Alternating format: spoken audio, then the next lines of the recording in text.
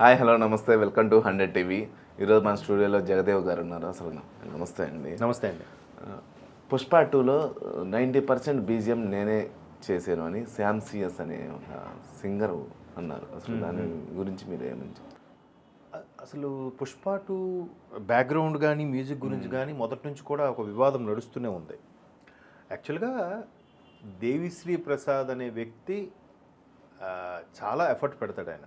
అంటే background score కానీ songs కానీ మల్టీ టాస్క్ సింగింగ్ కానీ అది చాలా టాలెంటెడ్. ఎందుకంటే ముందు నుంచి కూడా ఇండస్ట్రీలో లోటుపాట్ల గురించి కానీ ఇండస్ట్రీలో ఉండే మ్యూజిక్ వాటి గురించి కానీ తెలుసుకొని పెరిగిన వ్యక్తి కాబట్టి ఆయనకి ఆ పట్టు విడుపు రెండూ ఉన్నాయి.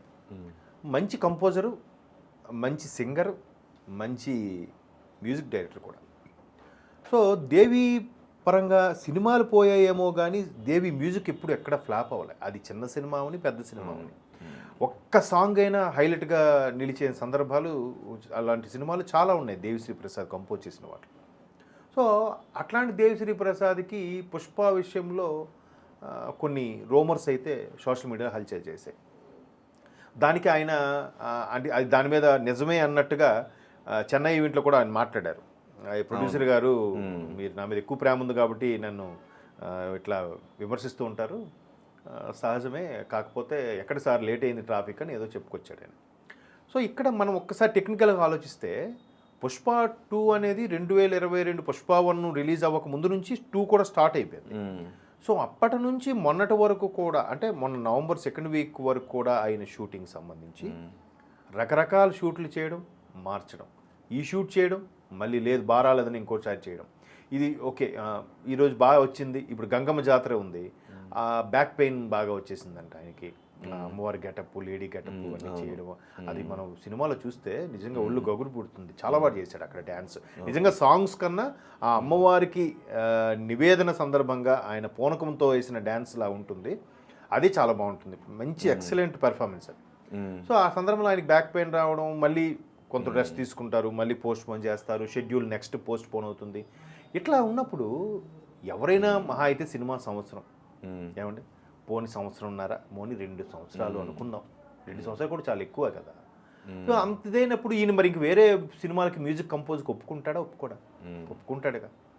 వేరే ఈవెంట్స్కి సైన్ చేస్తాడుగా, లేదా విదేశాల్లో ప్రదర్శనలకి ఉన్న సైన్ చేస్తాడుగా. మరి అవన్నీ ఎప్పుడు ఫుల్ఫిల్ చేస్తాడు ఈయన బదులు ఈయన అసిస్టెంట్ని ఎవరు పంపించినా ఎవరు యాక్సెప్ట్ చేయరు. దేవిశ్రీ ప్రసాద్ కాన్సెప్ట్ అంటే ఓకే, దేవిశ్రీ ప్రసాద్ వస్తాడంటారు ఆయన అనే చూస్తారు తప్ప, దేవిశ్రీ ప్రసాద్ తమ్ముడు సాగర్ ఉన్నారు, ఆయన సింగరే, కానీ దేవిశ్రీ ప్రసాద్ అంత ఇమేజ్ ఎక్కడ ఉంది ఎవరికైనా ఆ ట్రూప్ మొత్తం మీద? అరే దేవిశ్రీ ప్రసాద్ ఎక్కడ? దేవిశ్రీ ప్రసాద్ అంటే సింగరు, ఈవెన్ మంచి నటుడు కూడా ఆయన. ఎందుకంటే అత్తారెడ్డి దారేదిలో కనిపిస్తారు మనకి. అవును, సింగరు, డాన్సరు, కంపోజరు అన్నీ. అంతకుముందు చాలా హోస్టింగ్ చేసిన సందర్భాలు కూడా ఉన్నాయి. అంత ఎక్సలెంట్ పెర్ఫార్మర్ దేవిశ్రీ ప్రసాద్. ఆయన కోసం చాలామంది ఎదురు చూస్తారు. అలా మరి సైన్ చేసేసి అగ్రిమెంట్ కుదుర్చుకున్నాక ఆ ఈవెంట్స్కి, ఆ కాన్సర్ట్కి, మ్యూజిక్ కాన్సర్ట్కి వెళ్ళకపోతే అక్కడ ప్రొడ్యూసర్ ఈవెంట్స్ చేసే ఈవెంట్ ఆర్గనైజర్ నుంచి మాట వచ్చేస్తుంది, బ్యాడ్ రిమార్క్ వస్తుంది. అలా అని ఇది ఎన్ని రోజులు నడుపుతాడు దీన్ని? ఇది ఎలాగో కమిట్ అయ్యాడు, దీనికి కూడా సంతకం పెట్టాడు కాబట్టి ఒక నెల, 2 నెలల, 3 నెలల, 6 నెలల కేటాయించగలడు మ్యూజిక్. అంటే సినిమా అంతా అయిపోయిన తర్వాత కదా బీజిఎం ఇవ్వడం. కానీ అవి సాంగ్స్ ఒక 6 నెలలు వేసుకోండి, 6 నెలలు కాదు, నెల రోజులు వేసుకోండి. కంపోజింగ్కి ముందే చేసి పెట్టుకొని ఉంటాడు. అవును. సో ఈ మొత్తం ప్రక్రియ 6 నెలలు అవ్వాల్సింది 3 సంవత్సరాలు అంటే ఆయన మిగతా కమిట్ అవ్వడం బిజీ అయినప్పుడు, సరే వీళ్ళకి ఎలాగా సంతకం పెట్టాను కాబట్టి వీళ్ళకి చూస్తానా వాళ్ళకి చూస్తానా అనుకుని చేశాడు. సో అక్కడ ఏదో ఒక చిన్నది వచ్చింది. ఈవెన్ తమను కూడా అడిగితే తమను ఇచ్చానన్నారు. దేవిశ్రీ ప్రసాద్ మ్యాక్సిమం 80% తమందే, ఎక్కడో 20%, 10% తమనికి ఇచ్చారు, 80% దేవిశ్రీ ప్రసాద్దే అని కూడా తమను ఆడియో ఫంక్షన్లో, అదే బాలయ్య గారి బాబీ గారి సినిమా లాంచింగ్ టైంలో చెప్పాడు ఆయన. కొంత 10-20% నాకు అడిగారు, నేను చేస్తానండి, ఆయన ఒప్పుకున్నాడు. మిగతా అంతా దేవిదే. ఎందుకంటే ఫస్ట్ పుష్ప 1లో ఏ బ్యాక్గ్రౌండ్ స్కోర్ ఉందో అదే అందులో కూడా వినిపిస్తుంది మ్యాక్సిమం. మరి మధ్యలో ఈయన ఎవరు వచ్చి 90% నాదే అని అంటే ఒకసారి ఆయన ఎవరు,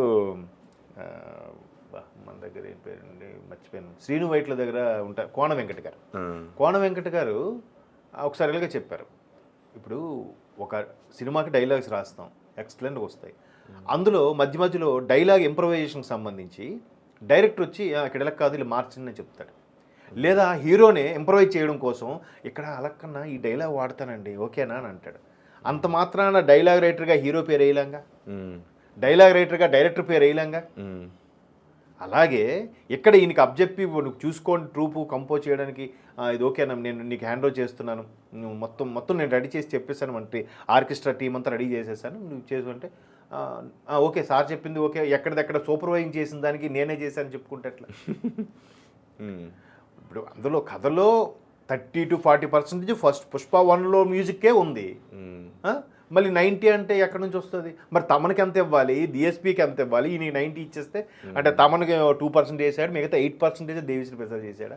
అంటే ఇంకోటి అండి ఇక్కడ ఇప్పుడు 90 చాలా వరకు అంటే దేవిశ్రీ ప్రసాద్ మార్క్ అసలుకి బీజిఎంలో కనిపించలేదు అనేది ఒకటి రూమర్స్ నడుస్తుంది.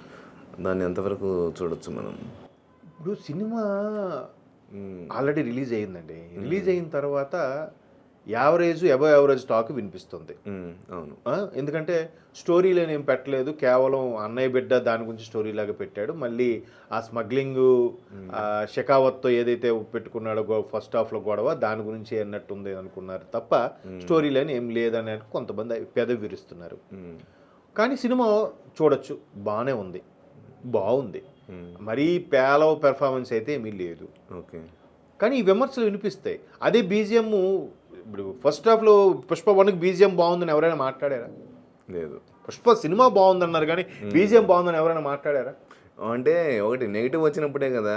ఎస్, అక్కడ నెగిటివ్ వచ్చిందంటే ఇంపాక్ట్ సినిమాలో ఉండే కథ బలం, డైరెక్టర్ టేకింగ్, అది కదా. హీరో ఎక్కడా తక్కువ చేయలేదు. ఆయనకి ఇచ్చింది ప్రతిది కూడా 100% న్యాయం చేశాడు. ఎలా చేయమంటే అలా చేశాడు. డీగ్లామరైజ్డ్గా చేయమని చేశాడు, పూల చొక్కా వేసుకోమంటే వేసుకున్నాడు, పెద్ద పెద్ద బెల్ట్లు పెట్టుకోమని పాత స్టైల్లో ఏమంటే వేసుకున్నాడు, ఏది కావాలంటే అది చేశాడుగా. హీరోలో ఎక్కడ మిస్టేక్ లేదు. కెప్టెన్ ఆఫ్ ది షిప్ ఎవరు? డైరెక్టర్ సుకుమార్ గారికి వస్తుంది. బాగుందన్నా ఆయనదే క్రెడిట్, బాగాలేదన్నా ఆయనదే క్రెడిట్, అవునా కదా? సో మరి అది బాగాలేదు అన్నప్పుడు ఇవన్నీ వస్తాయి. ఇవన్నీ సినిమా బాగుంటే బ్యాక్గ్రౌండ్ స్కోర్తో సంబంధం ఏముందండి? ఓకే, ఎన్ని చిన్న సినిమాలు బొమ్మ బ్లాక్ బాస్టర్లు అవ్వలేదు చెప్పండి. అప్పుడెప్పుడో మారుతి గారు చిన్న సినిమా తీశారు, ఏదో కాలేజా ఏదో సంథింగ్, చిన్న కెమెరాతో తీసిందంట. దాని బ్యాక్గ్రౌండ్ మ్యూజిక్ ఏం పట్టించుకోలే, కానీ సూపర్ హిట్. అంతకుముందు తేజ గారు ఇదేంటది చిత్రం అనే సినిమా తీశారు. అవును, అప్పట్లో అది 20 లక్షలతో అంత తీశాడు సినిమా, 2 కోట్లు కలెక్ట్ చేసిందంట. అంటే చెప్తున్నాను, ఎవరు బ్యాక్గ్రౌండ్ స్కోరు ఇది కాదు, సినిమాలో దమ్ము ఉంటే డెప్త్ ఉంటే కంపల్సరీగా of course Allu Arjun 1 man show, ఆయన 1 man షోతోనే నడిపించాడు అనిపిస్తుంది. స్టోరీ పెట్టకపోవడం అనేది అది సుకుమార్ గారు స్క్రిప్ట్స్లో ఉండే డెప్త్ లేకపోతే ఇవన్నీ వస్తాయి. అంటే already average above average talk వినిపిస్తుంది కాబట్టి దేవిశ్రీ ప్రసాద్ మార్క్ కనపడలేదు, లేకపోతే ఆ సాంగ్స్ కనపడలేదు అంటే ఎట్లా మనం ఏం చేస్తాం? అంటే ఇప్పుడు పోన్లేండి, ఒక విధంగా దేవిశ్రీ ప్రసాద్ మార్క్ కనబడలేదంటే ఇలాంటి వాళ్ళు బయటికి రాగానే ఇది ఎవడో కొట్టాడు రా అందుకే పెద్దగా ఏం అనిపించలేదు. ఇప్పుడు మన నేటివిటీకి, మన గంగమ్మ జాతరకి, మన తెలుగు వాళ్ళకి ఏదైతే అక్కడ సీన్ అలా ఉంటుందో అలా ఎలివేట్ అయినట్టు మ్యూజిక్ వస్తుందో అదే సాటిస్ఫై అవుతారు కదా.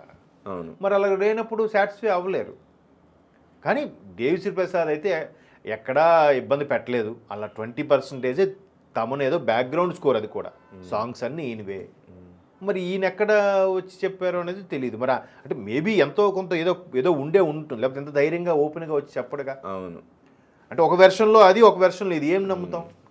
సో సినిమా మేబీ సినిమా కొంచెం యావరేజ్ టాక్ వస్తుంది, అబోవ్ యావరేజ్ అంటున్నారు కాబట్టి ఇట్లాంటి వాళ్ళని పెట్టి లేదు లేరా అందుకే సరిగ్గా లేదని చెప్పించే ప్రయత్నం చేస్తున్నారేమో ప్రొడ్యూసర్స్ కూడా.